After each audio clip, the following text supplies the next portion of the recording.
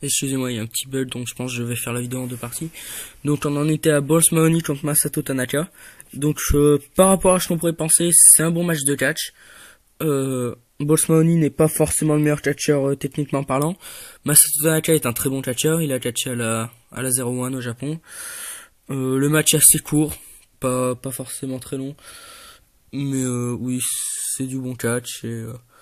Ensuite, on a la promo du main event, mais on a Eugene qui vient parler, enfin qui vient faire un petit segment et qui vient se faire agresser par Sandman.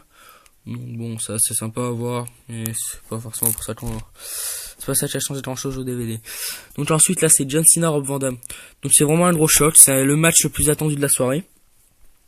Je pense que de tous les représentants de la CW, Rob Van Dam est celui qui est encore le plus en forme, le seul à mon avis qui peut prétendre à faire un main event.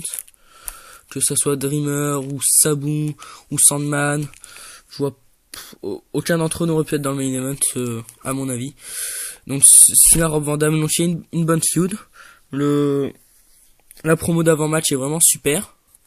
Et bon, direct quand il rentre, il y a une réaction du public assez énorme, même légendaire. Une des meilleures réactions du public d'avant-match que j'ai pu voir. Cena balance son t-shirt, il lui renvoie le t-shirt, c'est vraiment très fort comme image, alors que Cena est censé être à cette époque face, mais là la CW en a complètement rien à battre. Ils défendent littéralement celui qui va le défendre, c'est-à-dire le CW Original, qui est Rob Van Dam. Le match est assez bon techniquement. J'entends souvent des critiques disant que Cena Rob Van Dam il est mauvais techniquement. Non, ça reste un bon match. Il y a des beaux moves. Il est bien construit. La fin est assez énorme. On réagit bien. Le résultat est encore plus énorme. Le public est vraiment énorme. Bref, c'est un match légendaire. Il faut le voir. Il faut simplement le voir. Donc, il est avec Barely Legal 97. Barely Legal 97, qui est le premier pay-per-view de la ECW. C'était un choix assez attendu parce que ça y est, enfin la ECW faisait partie des deux grandes, avec la WCW et la WWE. Elles avaient son pay-per-view, donc très attendu. Il y a un public de fou, c'est à la ECW Arena. Le public il est donc à Philadelphie. Le public est simplement énorme. Avant que ça commence, il y a Joe Style, il me semble, qui parle et le public réagit vraiment violemment. Le premier match, attends, je sur mon ordi. John Cronus et Perry Saturn contre les Dudleys. Match assez court, mais c'est du bon. ECW style, il y a des gros spots, surtout de la part de Perry Saturn et de Cronus. Ils font vraiment des gros trucs. Il me semble qu'il y a un 450 splash qui est assez magnifique. Très bon match. Donc direct ça met le show. Ça commence très bien le show. Le public est énorme, donc tout pour faire un bon show. Ensuite il y a Rob Van Dam contre Lance Storm. Alors il y a une histoire, l'histoire de Rob Van Dam qui allait peut-être aller à la WWE et qui narguait, on va dire les fans, donc ça lui donnait un personnage heel. Très bien résumé par Ajus, donc je vous laisse le voir dans le DVD.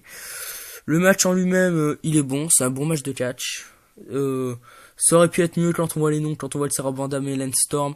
Ça aurait pu être mieux, mais ça reste très bien. Ensuite, il y a donc le match de la Michinoku Pro. Alors la Michinoku Pro, je sais pas si vous connaissez, c'est une fête, on va dire, indie japonaise de l'époque, qui est très bonne, une des premières grosses fêtes indie, on va dire. C'est Great Sasuke et Gran Hamada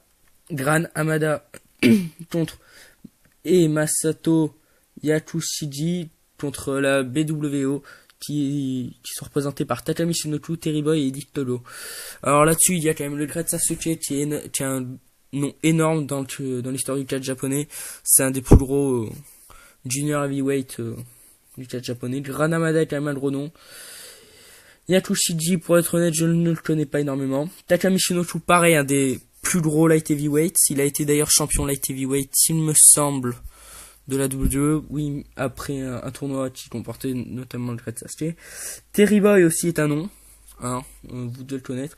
Et Dick Togo aussi, quand même un gros nom du catch japonais poids moyen. Donc simplement le match de la soirée. Un de mes matchs préférés, peut-être dans mon top 15. C'est simplement énorme. C'est un 3 contre 3, c'est magnifique. Il y a je sais pas combien de gros spots. Il n'y a pas une seconde où on s'ennuie. Les trois, ils donnent tout. Ils se détruisent littéralement sur le ring. Et ça offre un match simplement énorme. De 15 minutes de pur bonheur à voir absolument.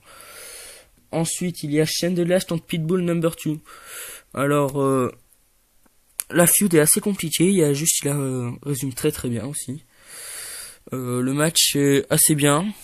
On va dire, ça aurait pu être mieux. Mais il y a des bonnes prises. C'est assez stiff. Sympa à voir. Ensuite, il y a Taz contre Sabu. Alors là, on se dit Taz contre Sabu. Un gros match. Et extrêmement décevant. Je vous conseille plutôt Taz contre Sabu à Living Dangerously.